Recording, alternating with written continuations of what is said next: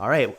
Hello, everybody. Welcome to the Fifth Draft podcast, where for the third week in a row, it is a special guest joining us. But as always, I'm Colton. I'm Hyde, and with us is our friend, once again, Mike. Hello. And so we figured having somebody who actually enjoys games as much as us and is more in the industry to talk about some of the nuances and just, you know, we like video games, so why not bring him on to talk about it? Yeah. Well, I enjoyed last week's podcast, which was good, and it was nice to listen to you guys talk about some of that stuff, because I'm sure, like I said, if I was actually there, I probably would have just been like, nope, wrong. But it was cool listening to your opinions on that stuff. Yeah, but I mean, I think so. We were having a discussion about this beforehand, and then we're like, I don't know, we gotta stop so we can talk about it on the podcast. I think we're gonna fall backwards into the discussion topics for this. But what I wanted to bring up when we were talking specifically was I don't think any of us disagree with Mike's point of that's where, well, I guess make your point, the counterpoint for what the $70 thing was, and then we can discuss that, Mike. Yeah, so one of the topics you guys discussed last week was you guys were all thinking that games were getting more expensive, and the $70 point for certain games was a little bit too egregious, but my counterpoint to that was anybody could get in at the bottom level of $1 a month for Xbox Game Pass for the first 3 months, and then after that it's $10 to $15. It's 1 month for the $1. Okay, so 1 month for $1, and then after that it's $10 to $15 a month. On top of that, you're getting free games on Steam, and on top of that, you're getting free games on Epic Games, and all of that in tandem. This is the best game, or best time to be around to get games for free, and it's really a buyer's market. And so while you might have a lot of marquee games being at $70, you're also going to have so many other great games available to people for pennies on the dollar, or at least free. And so I think people are going to be spoiled in the next few years with just great titles. And I think a lot of that is also going to have to come with the fact that time's at a premium. Not everybody's going to have time to play all these games. So there's probably going to be a lot of games that are sitting in people's Microsoft or, Xbox or PS4 libraries, and they're never going to get played. In the same way that, like, I have Steam games. I've probably 600, and I've only ever played like about 150 of them. So. Yeah. Well, and I think the bigger issue, at least just speaking from my personal opinion about it, is that I'm more worried about the aspect of, I think it's amazing for right now. And obviously, since you listened to the podcast last time, we all basically pussied out on it and reneged to the point where we went back on saying like we just, and then we did. Yeah. But I mean, I think the part that we're, as consumers, more worried about is, when does that inflation stop? Where, like, now it's great where we get a lot of free games and all of that, but who's to say that in 10 years from now we're paying $90 for a game, for like a singular game? Yeah, and that makes sense, and I think the market's going to dictate a lot of things in the same way that, like, all of us were playing Valorant, and 3, 4, 5 days ago when we were playing, we were all just kind of bitching and moaning about, like, oh yeah, those 5 skins and that one gun's that's $100. Like, what kind of fucking idiot would pay for that? And we're all laughing, but we're all playing that game for free. So, I mean, when I worked in mobile games, you have those whales, you have those people that support the game that are going to spend hundreds of dollars, and that's fine. And then you have people like us who are just there for the competitive or whatever experience there, and we're not going to pay any money. But they're there, and that kind of gives us a game that we could all play and not have to pay any money for. And again, there's going to be the marquee experiences of, like, you're going to play those Last of Us or Destinies or whatever. You're going to pay that money to get into that entry-level floor area. But there's so many games out there that are available to people absolutely free of any charge. And I think that freemium model is expanding in the industry. And I'm not that worried about it. I do think people are going to have a lot more breadth of games to play, and money's not going to be an issue with it. And yeah, you might spend $70 for a game, and you might maybe get 1 or 2 games a year. for that price point, but there's also going to be 3 or 4 other games you're playing absolutely free of cost, like Valorant, like CSGO, like, those. But I think the part that we're, especially Matt, is thinking about is paying $70 for Call of Duty and then paying $25 every 3 months for the Battle Pass. And then there's some other people that are going to pay for extra skins. And like, that's where I think people are like, yes, there's games like Fortnite or Valorant where you specifically... It's the freemium model on top of an already paid for game. Yeah, and that's the part where people get worried. And that's where I would necessarily get worried, because it turns into this, what if Cyberpunk is that you pay $70 for the game to come out, and then they've got like this buying cool pay an extra $5 to make your character's dick and it's longer. Yeah, well, so to be completely honest, and again, this is full disclosure, I don't know any information on the game. I'm just speaking from experience of having played it and also the trend of it, where it went. With 2077, if you look at the way The Witcher 3 went, they had Blood and Wine, and they had one of the other DLCs, which was essentially those two were, Hearts of Stone, basically their own full game. The way CD Projekt Red has gone, I'm not under the impression that they would do a cash grab out like that. I think the way they're going to do it is probably more DLC'd in the way that they did those last two. And that's a game that, like, many other single player games that I've enjoyed, I would buy straight out and be perfectly okay and contented with getting that. And not super worried about that. And then also, going to your previous point of, it could be a little bit egregious of you pay $10 a month for Battle Pass, and then you pay another $10 or $15 a month for Xbox Live, and then you might get 1 or 2 $70 games, and eventually you look at that, and that's $400 to $500 a year for games. That's crazy. Again, I'm just speaking from my own experience, but like, one of the topics I posted for a potential discussion point here is like, if you're PCMR, if you only play exclusively on your laptop or on your desktop, you don't have to pay for Xbox Live, you don't have to pay for Games Pass, and you're benefiting from the competition between Steam or Valve and Epic Games, where they're getting a ton of free games. Real quick, for people who don't know the acronym, PCMR, PC Master Race. Yeah, sorry about that. So if you're playing exclusively on your computer, there's competition between Valve and between Epic, where every week or every other week you're getting at least 2 to 3 games free of charge. And so you don't have to pay for any online subscription, you don't have to pay for anything. And that is a lot better than paying a monthly fee for just access to the servers and then also this Game Pass.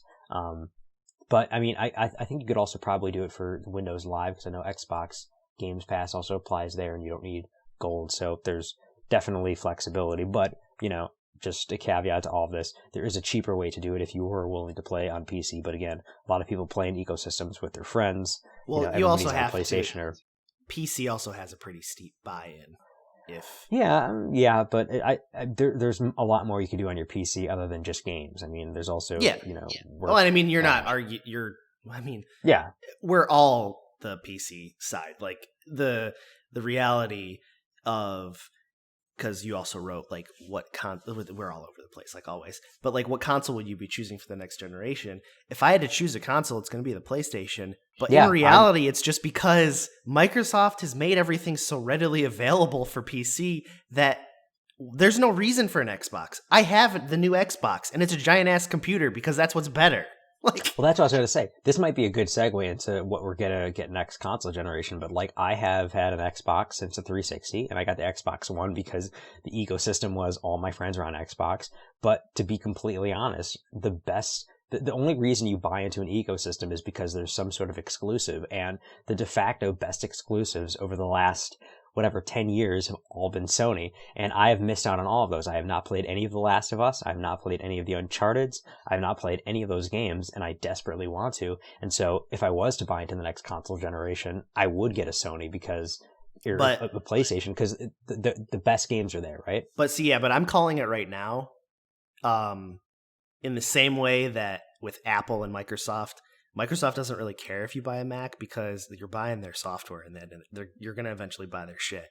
I have a feeling that Sony, and they've already started doing it with some of their games, are pretty much going to start moving everything over to Steam or Epic or different type of maybe like it would be like a Sony type of Steam system, but their games will eventually probably arrive on PC just because Yeah. that's the way it's going.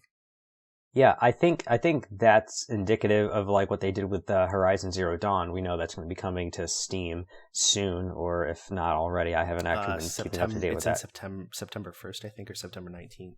Well, like that. Yeah, That kind of has a question for me. How actually profitable are all these like consoles? Because I know it costs a shitload like per individual part and like development and all that. Like, wouldn't it just be cheaper to just develop the game straight for PC or one of their previous consoles? No, so one of the so kind of behind the curtains here for game development. When you're developing on a PC, you have to accommodate for every possibility in terms of spec, and so there's a wide gamut of CPUs, GPUs, like minimum spec requirements of like 8 gigs of RAM, 16 gigs of RAM, and at least for developers, having a specific SKU of like you're developing for base level PlayStation 4 or base level Xbox One, it is something that is very it's a very understood commodity. And because you know the specific limitations of an Xbox or a PlayStation 4, it is very easy to specifically optimize for that. And that's why when you see a lot of games that are ported from Xbox or PlayStation, they might not do super well on PC, mainly because it's hard to accommodate all those different possible variations. And so I would argue it's actually a lot easier to develop a game, at least from my experience having made games, it's a lot easier to put it out on a platform where the specifications are inherently understood and you could accommodate for those.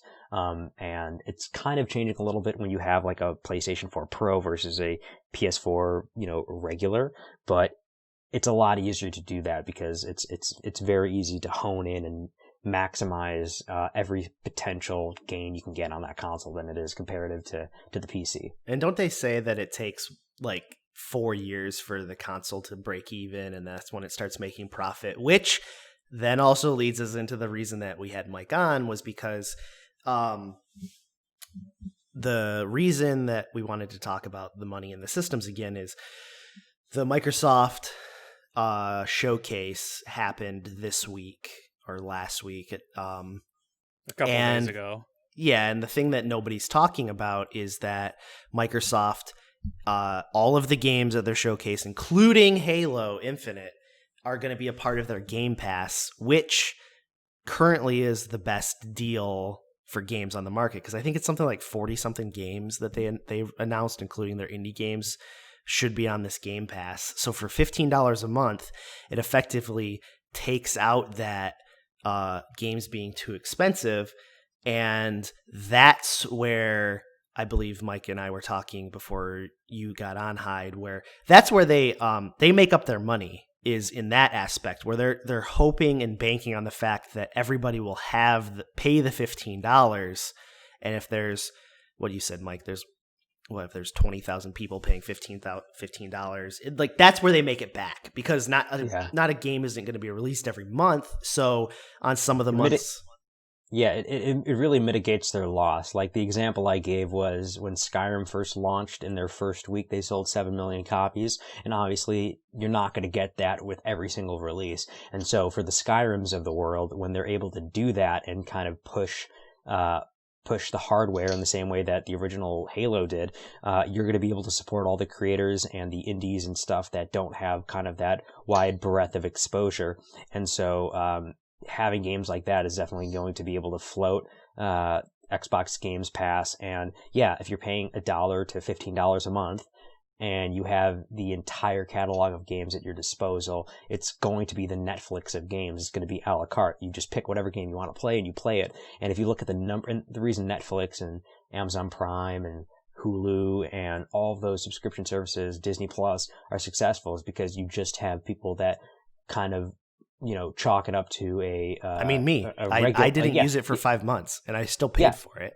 And that's what they're banking on. The people that only play every once in a while, but the games that they do play, they value. And if you're paying what's that? I mean, just roughly speaking, you pay $15 a month. What's that? That's $180, $190 a year. That's the same as if you paid you bought 3 games at $70 or 4 games at $70, right? And so for that price, you're paying you're buying 4 games at $70, or you play 10 or 15 games, like it's worth the price point. And for many people, it's going to be worth the price point, and even also, if you only play 4 games. And also it's easier on a college student or a high school student's like pocketbook. Like it's People easier that to typically justify have more time to be playing these games. Yeah, and it's easier to justify $15, or just people who, I mean, let's be real right now.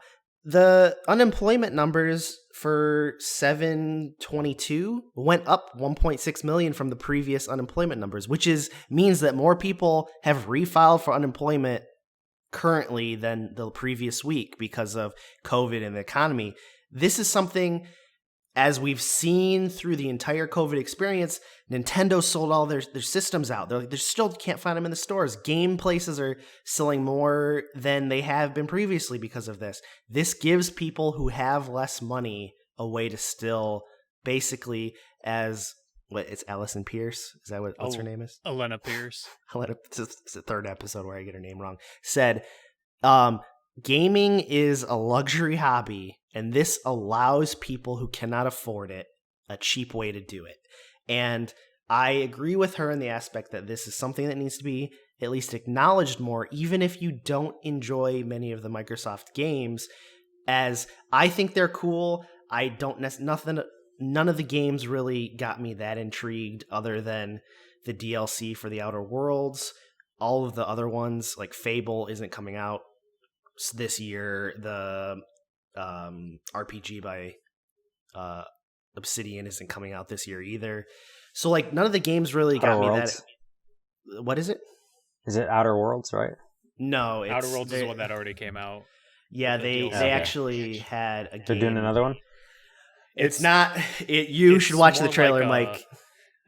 I'll link the trailer in the Discord. It's basically like Skyrim in the PoE realm, and you're gonna lose your. It looks like it's gonna fucking rock. Okay. But it looks really, really good. Those are what excite me.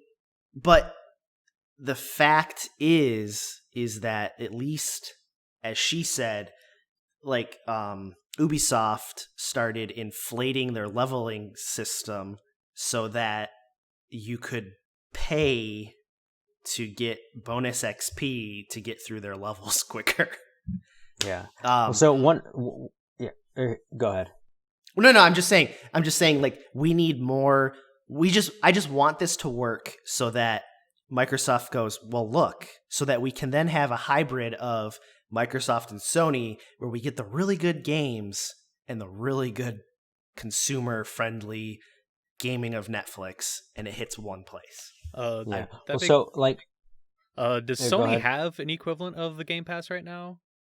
Sony has PlayStation Plus, and they give free games away every month or two. Yeah, and but that's Xbox kind of has the that equivalent too, to and Xbox did Gold. that Yeah, first too. Yeah, they don't really have anything like that right now, and I think they're resting on their laurels. Which again, this kind of goes to the cadence of the back and forth between the console generations of during the 360 PS3 era, I think the 360 won, and for this era, I think the PlayStation won, and that's why while I'm looking at it from an outside perspective, saying I think PlayStation has the better IPs, I think the Xbox X might take it away this year just because of the back and forth that it goes, because they're hammering down on games and games and games, and the Xbox Game Pass, like Colton was saying, might make it more accessible to a larger swath of people that might be a little bit more cash strapped, but would then have the ability to play more games. So Xbox might run away with it. And I want to be really clear, though. Nintendo has the best IPs. Like, let's be real. Yeah, but also let's also be real. Nintendo has their head so far up their ass, and they can't actually figure out which IPs to work on, and that's why, like, what works in those IPs, like. Well, no, they have a great idea of what works in those IPs. I'm still, again, unpopular opinion. I think if Breath of the Wild wasn't a Zelda game, nobody would have played it. And it's a great game, but I don't think anybody would have played it or have given it the critical acclaim it got if it wasn't a Legend of Zelda game. And I think they do a great job with their IPs, but there's also a lot of IPs that have laid dormant for a long time that they have not touched, and they should go back and touch. So I can't disagree with that because they tried to do the same type of thing with Paper Mario, and it's good. I enjoy it, but it did not. It's not. It doesn't have that mystique yeah. to it. But also going back to, people wanting good games to play, the one thing that I have noticed in my few years, which has been 3 years since I've been working professionally in games, the one thing that the games industry is missing that it used to have is people being okay with short-lived experiences. There were a few games that I only played 2 or 3 hours, but I look back on and I was like, that was a really fun game. Like Apotheon, which is basically the art style of, if you look at a Greek, like an ancient Athenian Greek vase, that art style was the entire art style of the game, and it was just a side-scrolling game where you fought against gods and killed them. And that was fun. But I only ever played 3 hours of it, and that was fine. But so many people now, the games they play are the games that they go back to and play time and time again. Like a perfect example is, I play Crusader Kings 2 a ton. I, on Steam, have more than 900 hours in that game. And if I don't know what I want to do with my time, I'm just like, I'll go back to CK2 because I understand the game mechanics. It's fun. There's replayability. I'll do that. And the majority of people playing games now are only playing the games, like they play 2 or 3 games, and it's so hard to compete and get into that, competitive field of, either you just play Fortnite or you just play Warzone or you just play Destiny, and people's time is at a premium now. And so you see a bunch of free games, but most people don't get even the time of day. And so back when, wait. I have a question, and I'm sorry for butting in. No, it's fine. So the question I have with that is specifically, we're not going to say unless Mike wants to, but is that specifically because of the genre that you work in?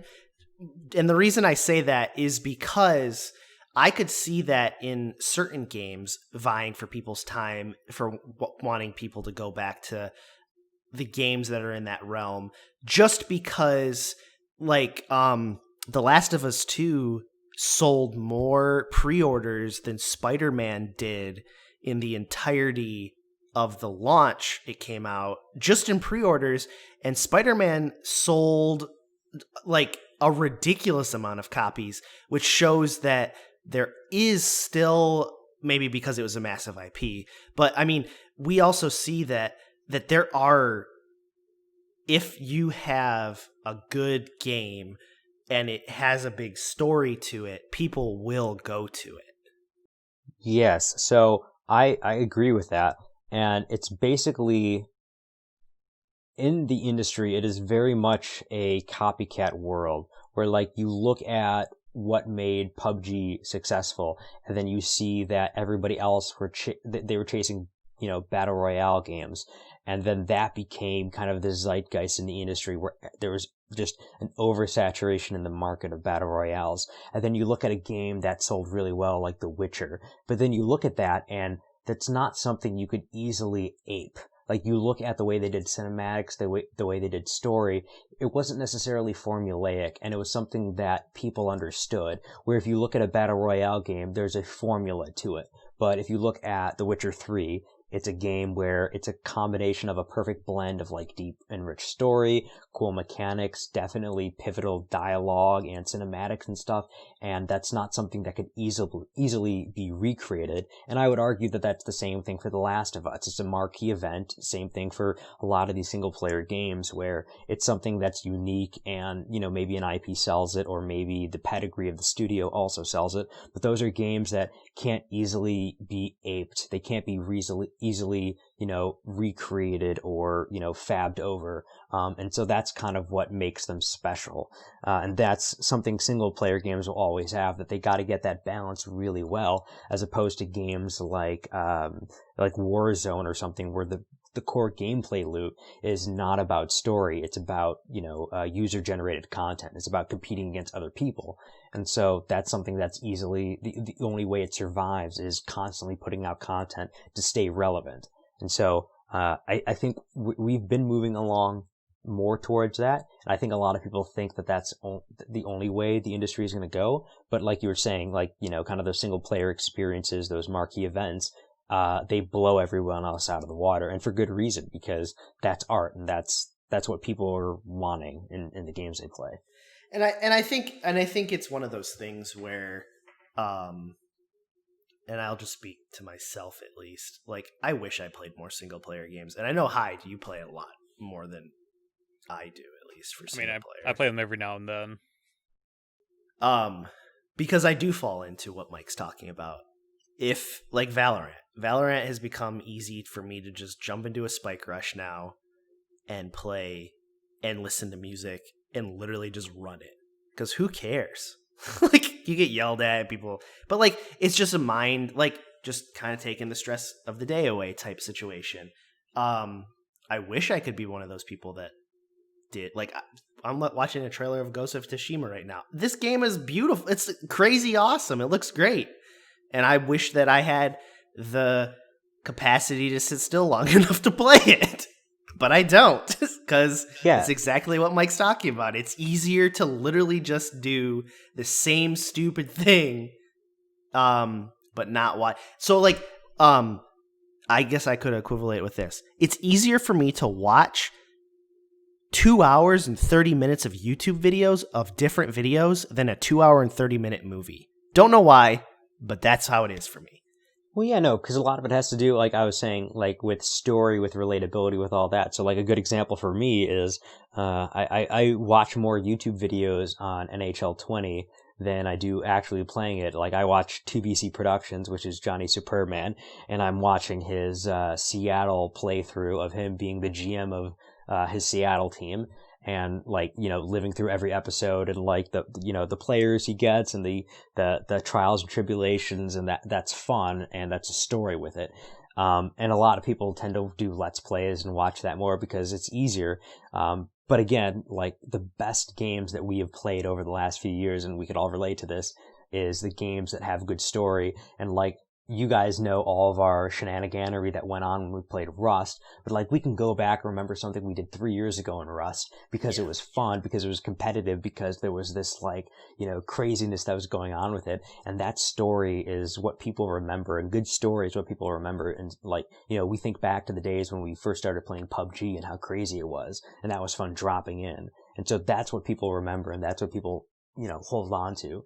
And basically my job as a game developer is to create more instances like that of, like, meaningful gameplay that have people, you know, relate to others and kind of experience that fun, those epic wins. That's what I'm trying to strive towards. But, you know, it's harder to do when time's of a premium to people. Yeah. No, and it's obviously something that I was just thinking out loud, because it's just one of those things where,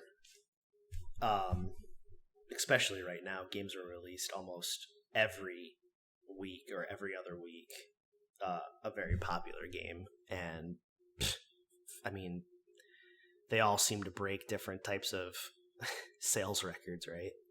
Yeah. Like, so it's just something to think about. It is. So moving into the games and, like, how they sell and all of that stuff, I've watched both of the conferences, and Nintendo's opted to just do their monthly Nintendo thing. Nintendo Direct. Yeah, which is very much shown, just like the NFL draft, where they tried to shy away from doing any type of online thing because, oh, God forbid we can't do anything that's not the normal. I think this showed that E3 doesn't really matter. We don't really need an E3. We can just do everything online and everything will be okay. So I've watched both conferences. What is each of our most anticipated games or game from the conference for this year?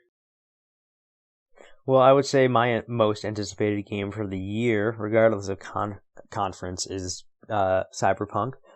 Mainly because I've always traditionally been a single-player game, aficionado. I enjoy being able to sit down, be completely alone, and just dedicate a good day or two to trucking through a game. And I've really enjoyed CD Projekt Red and the work they've done in the past. And I think this game has a lot of promise, and also it's what everybody in the industry strives towards, of making a game that could be, this hyped. And I think, if it does come out this year, it's going to be great. If they take their time and work on it, even better. And I appreciate the fact that, they're not going to be crunching their devs they're probably still going to crunch their devs, but they have giving them a crunched little them more a time. little bit here and there. I Yeah. know, but not like. I also, CD Projekt Red, I respect any company who wanted to buy them. Was it EA? And they basically a lot of companies, yeah. Yeah, and they pulled back. We're like, fuck you guys. Like, yeah. So I'm looking forward to that, and I'm very much very very biased towards single player games because those are the things that whenever the next Elder Scrolls game comes out, I'm gonna take a week or two off of work, no kidding, sit down, turn off my phone, and just enjoy that game and revel in it because those are the things that Are you I worried live for. Worried about what? About what Bethesda's gonna do to that? Not really. I've enjoyed what they've done, and I know I was kind of against the grain with Fallout 76. I enjoy them trying to do different things, and I think I trust them. Fallout and 76 was also a clusterfuck because that was their B team working on that. It wasn't their B team. It was people in their Austin studio, Bethesda Game Studios Austin, which used to be Battlecry Studios. I have two friends, two coworkers that I worked with at NetherRealm who are now living out there. Shout out to Victoria and Dylan. Hope you guys are doing well. Victoria works on that. Dylan works for another studio in Austin, but Victoria is a quest designer down there. I was excited about it because living in any sort of Bethesda universe is great, and it was kind of the same slow burn of. And kind of going to what we were talking about previously, everybody expects to spend thousands of hours in whatever game that they get, and it needs to be fully fleshed out. You have to understand, Fallout 76 was competing against the World of Warcrafts and the Elder Scrolls Onlines and all the other MMOs out there because that's what it is, an MMO. And so it was going to be relatively sparse and empty because it's really hard to populate an entire universe with content for people to be in, right? Well, they weren't competing against that. They basically cannibalized themselves, and then they lied about a lot of this stuff, and then they went back on those. I don't think they lied about it. I don't think they lied about it. I think they were ambitious in their expectations, and what they wanted to do was grand. And I think now they have met those expectations. But initially, people were far too harsh on them because, again, you have all that criticism on them, and it's easier to punch up or down on Bethesda than it is to laud them for the fact that you look at EA and they still do the same FIFA, NFL, NHL formula year in and year out. And I think we should congratulate and celebrate these studios that are willing to take a risk. You look at Bethesda, and before this, the last multiplayer game they did was Battlespire internally, Elder Scrolls Battlespire, and that flopped.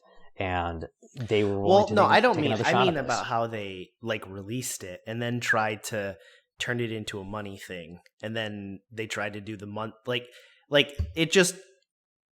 they had I don't want to shit on new ideas. But how it was implemented very poorly. Yes, as a company, they did it. It had its flaws, and you calling it the money thing, that's just the way that you have to keep it sustainable. You look at World of Warcraft, if they didn't have a monthly subscription, they would not have lasted as long. Okay, but World of Warcraft's monthly subscription is what is it, $15, Colton, and that works. Yeah, but what's the monthly subscription for Fallout 76? There's a whole lot of. Have you seen all of the stuff that they messed with it? And then every time they tried to do a patch, the hackers would get into it and then basically give everything for free, and then all of the time. Or and then with Fallout First, there was an option. Well, if you were a Fallout First subscriber, you could get a private server that weren't actually private. They just said they were. Yes, so again, another thing, going back to would I rather develop on a console or a PC? World of Warcraft has been exclusively on PC. You have to deal with the added complexity of if you play on Fallout 76, you can play on PC or Xbox or PlayStation, and there's crossplay. And so there's an entirely different level of netcode required in order to support that. But there's crossplay in other games that don't have these similar issues. MMOs? Well, I think where the disconnect in this conversation is that Bethesda said, as a company, not the people that work there, the company said that certain things would happen that not only didn't happen, but they either took them out without telling people or started banning people because they thought that they were doing stuff when they weren't doing stuff, or they did a lot of things that in the voice of the company they went one way, and then the actual what they did was like not that. And then to try, and then on top of the monthly thing is fine. If they want it to be an MMO, that they can have it be that. But then like also paying for like to buy, you had to pay money to get like the special iron stuff that you could only purchase for certain things. Like there was a lot of extra things in it that just didn't work, and they kept shooting themselves in the foot for it. I'm not saying that was a mistake. I mean, it was a mistake in many ways, but you have to understand, like, us looking at it, we could say, oh yeah, that was a total mistake. They did this wrong. Look at this game that did it right. But this was their first, I mean, you could argue the Elder Scrolls Online was their first foray into an MMO, but that was a totally different studio within Bethesda. That's ZeniMax Online. That's not Bethesda. This was their first foray into doing a multiplayer game, and they're going to make mistakes in the same way that anybody makes mistakes on the first time they try to do something different. And again, this is their first MMO that they try to do in 20 years. And all I'm saying is, like, yeah, they made mistakes, but, like, there's a reason I still play Fallout 76 now, and I do. I play it, like, almost every other week. It's because I'm enjoying it, and I want to support the developers that are willing to take chances and do something different, and not just stick to the same thing over and over again. Like, I worked for NetherRealm, and for the last 20 years, they've only been doing fighting games, right? And that's all they've done. And now we're looking at a game studio that is exclusively known for making excellent single-player games, trying to make a multiplayer game. And I don't want to discourage them from doing that. And maybe that makes me stupid, sympathetic, or just a shill in my industry, but, like, I'm appreciative of the fact that they took a chance. So the way that for me personally, and I think we're just looking at it different ways. I think the way that you're doing it makes sense. What's that stupid space game that Austin bought? It's like they Kickstarter, they stole a bunch of money. Oh, Star Citizen. Yeah. So. Oh, geez, yeah. Not Bethesda that's a pyramid scheme. Yeah, exactly. It's just such a shit show. But for me personally, I will not buy Fallout 76. Not because of the game and not because of taking a chance. And the Fallout series is my favorite series in, like, almost all sci-fi fantasy stuff. Like, that's what I love that so much. Like, that's where I go for, like, thinking, like, post-apocalyptic world. I love that shit.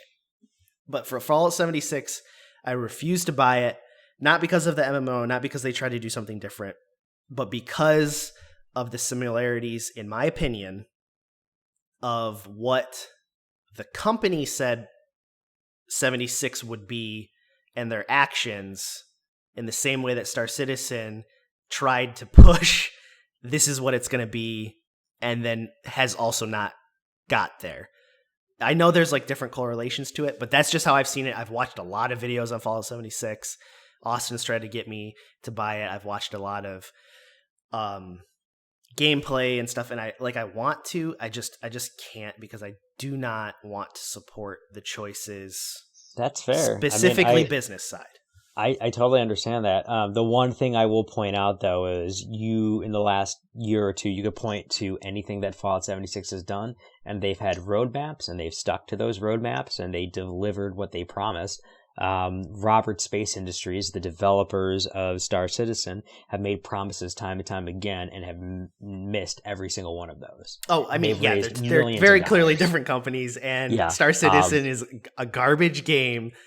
And the people, that's such a fucking garbage game. Anyways, if you're interested in that, allegedly, again, I don't know this from any, internal resources or, hearsay, but from what everyone else knows and what's online, apparently, so Bethesda has done Elder Scrolls, they've done Fallout, And I guess the gap between between Fallout and Elder Scrolls is going to be Starfield. And so if you want a post-apocalyptic or just kind of sci-fi game, allegedly Todd Howard said this is the game, he's making the game that he's always wanted to play. So whenever that comes out for the next, I don't know, next 5 years, that might be something you might enjoy. Yeah, no, and I like Bethesda. I'm just weary, just because of how, it's just the same thing. I'm just worried that it's gonna be more. EA started going down the path that they were going down at one point, and I hope that this is not the large company doing things just to make a profit. That's all. Yeah, I'm also cautious about that. Like, I want to believe Bethesda's doing the right thing, and to be completely honest and just upfront, like, I do what I do because I found The Elder Scrolls Morrowind.